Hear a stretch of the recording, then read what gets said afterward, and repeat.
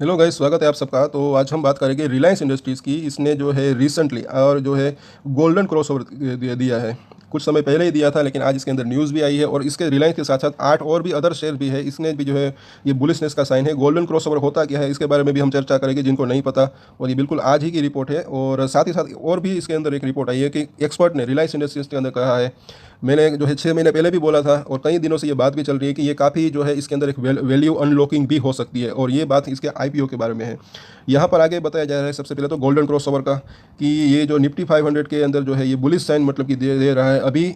जैसे कि ये 50 दिनों का जो मूविंग एवरेज होता है, जो मूविंग एवरेज होता है वो 200 दिनों का मूविंग एवरेज से जब ऊपर निकलता है, मतलब कि ये 200 दिनों का मूविंग एवरेज है और ये 50 दिनों का मूविंग एवरेज, ये जब इसको इस तरीके से काट कर ऊपर निकलता है, इसको कहते हैं गोल्डन क्रॉसओवर। और ये एक जो है साइन होता है, एक पॉसिबिलिटी होती है कि अब उसके बाद जो है शेयर के अंदर तेज़ी आ सकती है। तो यही हम देखेंगे। उसके पहले ये भी न्यूज़ आप देख सकते हैं कि एक्सपर्ट कौन है, तो गौतम त्रिवेदी वो कौन है हम आगे देखेंगे। और इन्होंने जो है यहाँ पर बताया जा रहा है कि lot of value unlocking still to happen, अभी ये हो सकती है मतलब कि इन रिलायंस स्टॉक।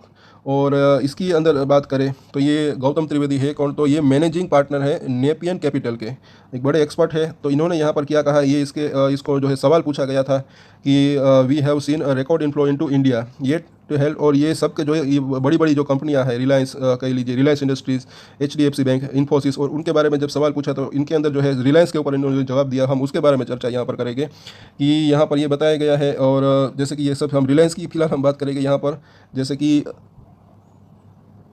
मतलब कि ये बता रहे हैं कि money should be coming back, पैसा वापस आ सकते हैं इनटू ब्लू चिप कंपनी। तो इन्वेस्टमेंट मतलब कि ये इनके अंदर जो है, जैसे कि रिलायंस इंडस्ट्री ये ब्लू चिप कंपनी है इंडिया की, एचडीएफसी बैंक और रिलायंस इंडस्ट्री जैसे कि कंपनी के अंदर जो है ज़्यादा इन्वेस्टमेंट आ सकता है। और इसका एक जो है सबसे बड़ा रीज़न भी है। सबसे पहले तो अगर देखें तो यहाँ पर बताया जा रहा है कि ये बोल रहे हैं कि I think the matter of time, यानी कि कितने टाइम तक जो है ये वैल्यू अनलॉकिंग की यहाँ पर मुझे ऐसा लग रहा है कि बात कर रहे हैं कि कितने टाइम तक हो सकता है ये नहीं बताया जा सकता।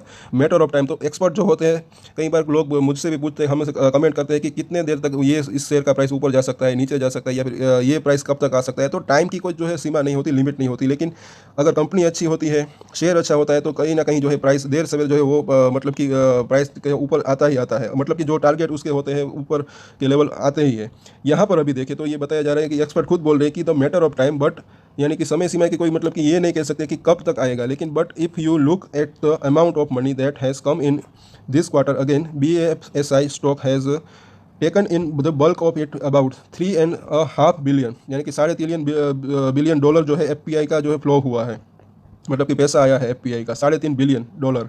और यहाँ पर ये रिलायंस की बात अगर करें तो यहाँ पर बताया जा रहा है कि so I think it is matter of time. Again ये वही चीज़ बोल रहे हैं कि कब तक होगा ये नहीं बताया जा सकता, लेकिन before that money come back specific to Reliance, ये रिलायंस को जो है हाईलाइट कर रहे हैं। Reliance I think there is a lot of value unlocking that is still to happen whether it is Jio financial service और Jio platform is whenever that ends up having a mega IPO.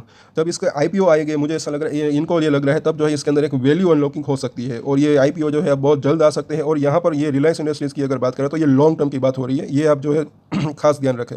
यहाँ पर अभी देखें तो ये आगे बताया जा रहा है कि so I think that stock is clearly under value. ये इनको अंडर वैल्यू जो है अभी इनको लगता है कि यह है रिलायंस इंडस्ट्रीज़ का share, and it has been one of my favourite long only place in this market. तो इनके लिए जो है ये फेवरेट ये शेयर ये जो है बताया जा रहा है। तो ये थी इसके रिलायंस की इंडस्ट्री की थी न्यूज़ थी। अब इसके चार्ट के ऊपर चर्चा कर लेते हैं। और उससे पहले मैं आपको बता दूं कि कई लोग इसके अंदर मतलब कि शेयर मार्केट के अंदर शॉर्ट टर्म ट्रेडर्स होते हैं, कई लोग जो है लॉन्ग टर्म ट्रेडर्स होते हैं। कई बार जो है कुछ चीज़ें जो है लॉन्ग टर्म के लिए भी छोड़ देनी चाहिए। बैंक FD के कितना इंटरेस्ट देती है, 7% से 8% के आसपास। अगर स्टॉक के अंदर 15 से 20% के भी फ्रेंड्स अगर रिटर्न मिल जाए साल दर साल, अगर कुछ ऐसे शेयर्स मतलब कि अच्छे शेयर्स अगर मिल जाए। और पोर्टफोलियो को भी जो है एक चीज़ मैं आपको और बता दूं कि कई ऐसे मतलब कि इन्वेस्टर है कि एक ही शेयर के अंदर पैसा फंसा देते हैं। एक ही शेयर के अंदर जो है पैसा ना फंसाए, पोर्टफोलियो को डाइवर्सिफाइड रखे तो ज़्यादा बेहतर रहता है। और 15 से 20% के भी अगर रिटर्न मिलते हैं तो काफ़ी बढ़िया होता है। साल दर साल की अगर बात करें तो 10 साल 15 साल की जब आप कैलकुलेशन करेंगे तब आपको जो है पता चलेगा।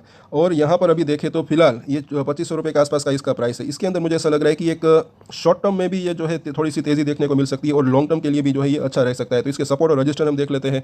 सबसे पहले तो बात करें अगर गोल्डन क्रॉसओवर की, तो यहाँ पर आप देख सकते हैं ये है 50 डेज़ का मूविंग एवरेज और ये है 200 दिनों का मूविंग एवरेज। तो जैसे कि ये 200 दिनों का मूविंग एवरेज 2450 रुपये है, ये पीले कलर की जो लाइन है, इसको जो है ये ऑरेंज कलर की लाइन जो कि 50 डेज़ का मूविंग एवरेज है, इसको क्रॉस करके ऊपर निकला है, इसके ऊपर ये अभी काम कर रहा है। तो इसको कहते हैं यहाँ पर ये गोल्डन क्रॉसओवर हुआ था। उसके बाद थोड़ी सी जो है इसके अंदर प्रॉफिट बुकिंग भी आती है, जैसे कि यहाँ पर हो चुकी है। तो अब मुझे ऐसा लग रहा है कि अगर ध्यान से सुनना, निफ्टी को अगर नया हाई बनाना है तो वो रिलायंस के बगैर जो है वो नया हाई नहीं बना सकता। अगर आपको ये लगता है कि बाजार अभी मतलब कि शॉर्ट टर्म में या फिर 1-2 महीने में या फिर 15 दिन 30 दिन के अंदर अंदर निफ्टी जो है नया हाई बना सकता है, तो रिलायंस के बगैर ये बनाना जो है नामुमकिन है, ऐसा मुझे लग रहा है। तो रिलायंस के अंदर भी जो है तेज़ी आ सकती है तभी, क्योंकि ये काफ़ी हैवी वेट है निफ्टी के अंदर। तो इसके अंदर भी अभी ये अच्छे सपोर्ट के ऊपर है। और अगर आप शॉर्ट टर्म के लिए ट्रेड लेना चाहते हैं तो क्या स्टॉप लॉस ले सकते हैं, वो भी हम आगे डिस्कस करेंगे। सबसे पहले तो वीकली चार्ट इसका जब हम देख लेते हैं तो इसके ऊपर भी आपको सपोर्ट दिखेगा, जो कि 21 वीक का मूविंग एवरेज 2450 रुपये का जोन है, इसी के आसपास एक अच्छा खासा सपोर्ट है। और काफ़ी दिनों से इसके अंदर एक तेज़ी का चैनल भी जो है चालू है और यहाँ पर 2850 रुपये के आसपास इसने एक रजिस्टेंस फेस किया था। तो ये अगर 26 सबसे पहले तो 2600 और उसके बाद जो देखें तो ये यहाँ तक जाने की कोशिश कर सकता है। और आगे देखें तो इसका मंथली चार्ट भी हम देख लेते हैं, जैसे कि यहाँ पर देख सकते हैं कि 2850 का इसने जो है एक हाई बनाया था और इस महीने 2600 रुपये के आसपास का इसने जो है हाई बनाया, जो कि 2580 का एक लेवल है। इसको ये पार करता है तब ये 2700 से 2800 तक फिर से जाने की कोशिश कर सकता है। अभी देखें तो एकदम शॉर्ट टर्म की अगर बात करें और लॉन्ग टर्म गए तो ये शेयर जो है मुझे ऐसा लग रहा है कि अगर आप इसको साल 2 साल 3 साल या 5 साल दे तो ये शेयर 5000 तक जा सकता है, यहाँ से डबल हो सकता है, ये सब मुझे लग रहा है। और यहाँ पर ये बात पॉसिबिलिटी की हो रही है। तो सबसे पहले इस लेवल के अगर शॉर्ट टर्म की बात करें तो ये 2500 रुपये का जोन है अभी। यहाँ पर अगर कोई ख़रीदता है तो यहाँ पर नीचे में 2430 रुपये से लेकर 2450 रुपये का जो लेवल है, ये एक जो है तगड़ा सपोर्ट है। तो इसको जो है आप स्टॉप लॉस ले सकते हैं अगर आप ट्रेड लेना चाहते हैं। तो 2 से 3% के आसपास की इसके अंदर जो है एक रिस्क है, अगर क्योंकि शेयर बड़ा है। अगर यहाँ पर ये 2430 का सपोर्ट स्टॉप लॉस लेते हैं तो भी 70 रुपये के आसपास का रिस्क है। ऊपर में मुझे ऐसा लग रहा है कि जैसे कि सबसे पहला तो ये इसने यहाँ पर हाई बनाया था 2580 रुपये, ये यहाँ तक जा सकता है अगर सब कुछ बढ़िया रहा। मार्केट भी अगर देखें तो अगर नया हाई बनाना चाहता है तो इसको साथ में लेकर चलना ही पड़ेगा, मतलब ऐसा मुझे लग रहा है। सबसे पहला इसका जो है टारगेट आप 2580 ले सकते हैं। उसके बाद देखें तो नेक्स्ट टारगेट जो है ये 2650 रुपये का जोन, और उसके बाद जो है 2720 रुपये, ये तीनों के तीनों जो है रेजिस्टेंट दिख रहे हैं। तो रिस्क रिवॉर्ड रेशियो की अगर आप बात करें तो काफ़ी बढ़िया यहाँ पर रह सकता है, 70 रुपये का रिस्क। और अगर आप बीच का ये रेजिस्टेंट को अगर देखें तो भी जो है 150 रुपये के आसपास का रिवॉर्ड इसके अंदर मिल सकता है। अगर आप शॉर्ट टर्म ट्रेडर है तो जब भी चाहे आपका मन करे तो प्रॉफिट बुकिंग भी कर सकते हैं टारगेट से पहले भी। और अगर आप ट्रेड लेना चाहे तो ले सकते हैं, चाहे शॉर्ट टर्म चाहे लॉन्ग टर्म। ये लेकिन ये एक जानकारी थी जो कि आपको मुझे ऐसा लगा कि शेयर करना ज़रूरी है, तो इसके अंदर शेयर किया। और इसके अंदर एक्सपर्ट ने भी माना है कि काफ़ी ज़्यादा जो है एक अंडर वैल्यू शेयर है, अभी बड़ी कंपनी है और ये इसके अंदर वैल्यू अनलॉकिंग हो सकती है। कब तक होगी ये नहीं बताया जा सकता है, लेकिन जब भी इसका IPO आएगा तब जो है ये वैल्यू अनलॉकिंग हो सकती है, तब इसके अंदर एक अच्छा खासा इसके अंदर तेज़ी भी देखने को मिल सकती है। तो आप अपनी थोड़ी सी रिसर्च भी इसके ऊपर कर सकते हैं और हो सके तो अगर हो सका तो इसके ऊपर हम फंडामेंटल भी चर्चा करेंगे, इसके रिजल्ट के बारे में और कितनी इसकी मतलब कि बैलेंस शीट है और क्या है सब कुछ। आज के वीडियो में इतना ही। अगर आपको अच्छा लगा तो लाइक ज़रूर करें, शेयर करें दोस्तों, और हमारे चैनल को ऐसे वीडियोस के लिए सब्सक्राइब कर लें। और एक स्टैंडर्ड डिस्क्लेमर जो कि मैं हमेशा देता हूँ, आप कोई भी ट्रेड ले उससे पहले अपनी रिसर्च करें, अपने फाइनेंशियल एडवाइजर की सलाह लें, उसके बाद ही कोई डिसीजन ले। और डिसीजन ले तो उसकी जिम्मेदारी मैच्योरिटी के साथ खुद ही ले। ये वीडियो मैंने एजुकेशन पर्पस के लिए बनाई, मेरी तरफ से कोई भी बाय या सेल की रिकमेंडेशन नहीं है। Thank you.